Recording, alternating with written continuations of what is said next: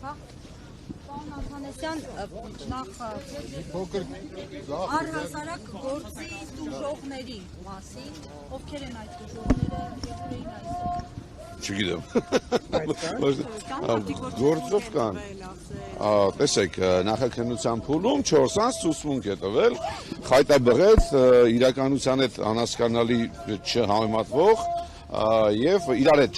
չբռնող, ասենք ասեմ, բաց լեզվով։ Ինչպես։ Ովքեր են ժեխերն են նիկոլական, որոնք որ 18 թվականին ողջևորվել են, որ կարող են ցուցմունք տալ։ Ասեք մեկը կա որ ցուցմունք է տալի, որ Դավիթ իր զենք կար եւ մեքենայից կախված կրակում էր մարդկանց վրա։ Այսինքն կռիվ կինո էր նկարագրում, որտեղ կա մի քանի 100 մարդ եւ մի քանի 100 ոստիկան։ Եվ 5 ոստիկան, ովքեր որ այդտեղ են եղել, ասում են նման բան չի եղել եւ առասարակ ոչ մի հակաիրավական բան չի արել։ Այդ մարդիկ եկել են դատարանում, արդեն տվել են քիչ շատ նորմալ ցուցմունք, այսինքն փրկում են իրենց սուտը եւ ասել են որ Դավիթը ոչինչ չի արել։ Հիմա իրավաբանական արժեքով սա 0 է այս գործը, բնականաբար սա քաղաքական հետապնդում է, Նիկոլ Փաշինյանը սարսափում է նորմալ հայ տղամարդկանցից,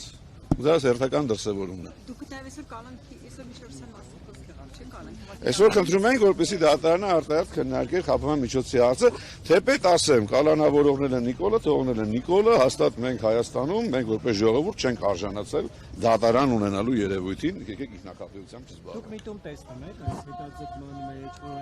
տուժողները չէին եկել։ Տուժողները նիստին էլ չէին գալի առաջացյանում։ Այսինքն տուժողների վերաբերյալ ոչ մի բան չկա, ինչ տուժող մեր մեջ ասած։ Ոչ, պարտադիր չի,